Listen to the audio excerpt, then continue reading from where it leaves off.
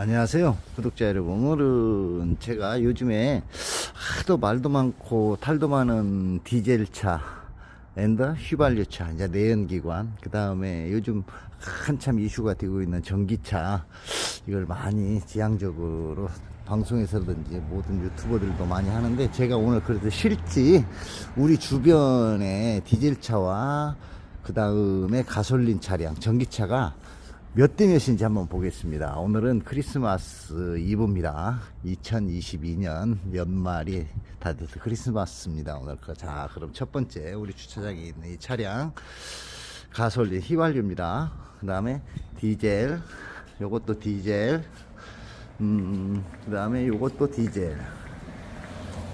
지금 지나가는 택시는 LPG, 그 다음에 저 휘발유, 그 다음에 여기는 역시 카니발 디젤, 저 뒤에도 디젤 세대, 그 다음에 또 저기는 휘발유, 디젤, 휘발유, 디젤.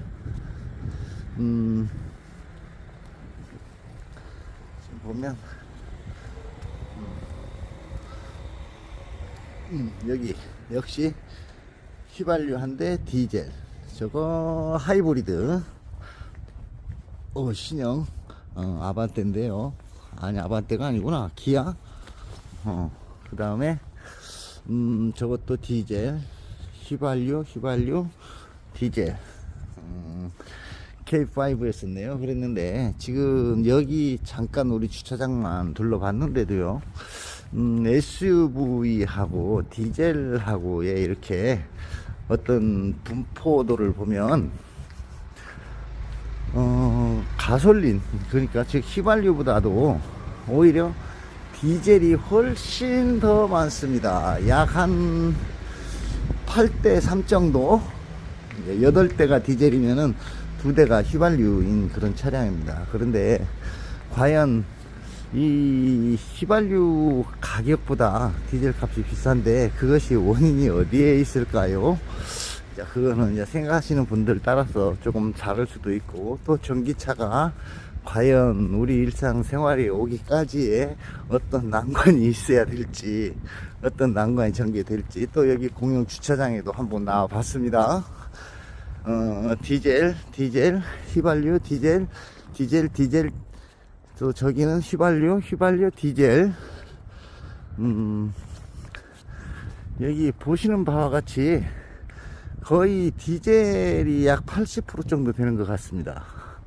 80%. 이래 보면 디젤이 거의 한 80% 정도 차지를 합니다. 이렇게 보면 저기도 역시 휘발유차가 세대가 있는데요.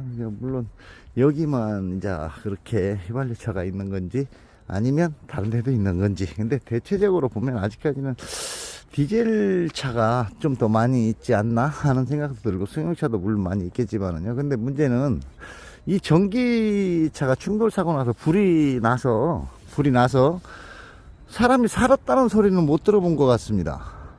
충돌하는 순간 그 배터리로 인해 가지고 폭발을 해 가지고 사람이 불에 화형식을 당해서 이게 죽는 그런 불상사가 전개되는데요. 그리고 한 가지 더 있습니다. 뭐가 있냐면은,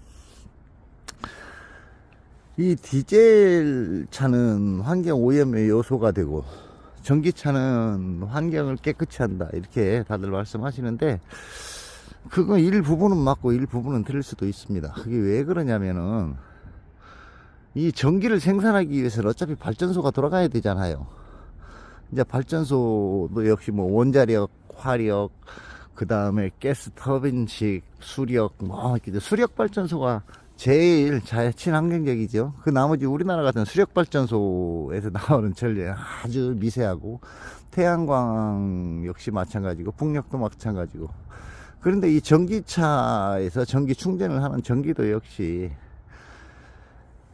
발전소에서 만들어지기까지 많은 요소의 오염 물질을 배출을 합니다. 근데 단순하게 과연 디젤만큼 뭐 이렇게 길거리로 돌아다니면서 오염시키지는 않겠죠. 그리고 디젤차나 휘발유차에서 이렇게 나오는 그 자체보다도 도로 바닥에서 생기는 뭐 타이어로 인한 먼지, 그 다음에 중금속, 브레이크 패드에서 나오는 뭐 성면, 뭐 이런 종류, 이런 정도, 이게 오염이 많이 드는데, 과연 정책상으로 그렇게 이렇게 밀어붙인다고 해서 과연 디젤 차가 없어질까요? 뭐 정책상으로 밀어서 앞으로는 뭐 서울 도심 공항 가운데도 못 지나다니게 한다. 뭐 이거 국민한테 협박하는 것도 아니고.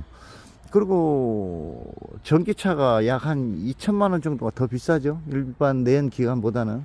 이제 지역에 따라서는 국가 보조금을 이렇게 주는데도 천차만별이고 다양하지만은 그 2천만 원 정도를 디젤 차에다가 기름값으로 쓴다 하면 기름값이 아무리 비싸도 가성비가 맞지 않는다라고 생각을 하는데요. 그리고 디젤과 전기차에서 제일 먼저 우선시 되는 게 안전이잖아요. 안전. 현재까지는 어떤 전기차로 인해서 사고로 이어지는 가운데서 사람이 거의 사망에 이르는 사고였습니다. 대부분 전기차. 아직까지 내가 잘 못 보았는지는 몰라도 전기차가 충돌을 해서 불이 나서 사람을 구조했다는 소리는 들어보지 못했던 것 같습니다. 그리고 전기차 자체는 배터리 자체가 그냥 충돌을 하게 되면은 모든 전력이 순간적으로 끊기잖아요. 순간적으로. 그럼 모든 전자장치가 다 망가지니까 문 자체도 역시 마찬가지고, 지금 우리가 타고 있는 내연기관은 배터리가 따로 들어가기 때문에 선으로 연결이 되어 있었습니다. 그래서 문이 박살이 나든 어디가 박살이 나도 이 수동으로 사람이 구할 수 있는 어떤 시간적인 여유가 좀 있었는데요. 지금 나오는 전기 차량 같은 경우 보면은 이제 내가 자꾸 몇 번째 되풀이 합니다만은 충돌해서 불이 난 뒤 사람을 구조했다는 소리는 한 번도 들어보지 못했습니다. 그 전기차 한 대를 끌려면 그를 물속에 퐁당 다 담궈도 잘 안 꺼지는 걸로 그래 알고 있는데, 왜 국가에서는 그런 어떤 안전 시스템에 대한 것을 제외하고 왜 전기차로 꼭 환경에만 그렇게 치중을 하는지 모르겠습니다. 그리고 디젤도 역시 마찬가지입니다. 휘발유 차량이 많았을 때는 휘발유 값이 엄청 비쌌고, 이제는 디젤차가 많아지니까 디젤차가 많아지니까 이제 경유값을 이제 올린다. 참 많이 암담합니다. 이제 저도 차를 많은 시간을 들여서 장만도 하고 팔기도 하고 사기도 해봤지만은 휘발유 차와 디젤 차의 차이는 또 차이가 많이 납니다. 디젤 차 같은 경우에는 예를 들어서 2000cc만 가져도 웬만한 힘을 발휘하는데, 휘발유 차 같은 경우에는 그게 잘 안 되죠. 그게 힘이 많은 차이가 있습니다. 이제 그 화물차로 비교를 해보시면은 그 물론 알고요. 그 정도 연비를 낼 수 있는 어떤 가성비가 좋은 차량은 현재까지는 없는 걸로 아는데, 국가에서 왜 굳이 전기차를 그렇게 밀어붙이는지 여러분도 다 아시겠죠? 앞으로 전 세계에 뭐 전기차로 뭐 친환경 오염 요소가 없는 무엇을 환경을 만들겠다 뭐 이래 얘기하시는데, 실제 오염 요소에 진짜 가장 저해하는 원인이 무엇인지도 파악을 해서 방송을 좀 해줬으면 좋겠고요. 그리고 지금 현재 그 전기차로 인해 가지고 사망사고가 충돌해서 많이 나는데, 그 인명사고, 이제 그리고 이 디젤차에 대해서 갑자기 없애버린다. 이게 디젤차 지금도 생산하고 있는데, 화물차 뭐 승용 뭐 디젤 뭐 많이 아직 현재까지는 생산을 하고 있는데, 이걸 뭐 어떻게 한다라고 이렇게 얘기를, 물론 공식적인 방송에서 일부분 하는 것도 있었겠지만 대부분 유튜버님들을 그렇게 말씀을 하시는데, 좀 더 뭔가 확실한 것을 가지고 얘기했으면 좋겠고, 또 현재 사용하고 계신 분들도 역시 마찬가지로 생각하는 개념이 전기차와 이 디젤차, 가솔린차에 대해서 어떤 생각하는 개념을 따로 가지시고 했으면 좋겠습니다. 그리고 제일 우선적인 것은 사람 살아가는 생명이 우선이잖아요. 사고가 났을 때도 사람이 안전하게 구조될 수 있는 그런 것이 필요한데, 그게 좀 부족한 것 같고요.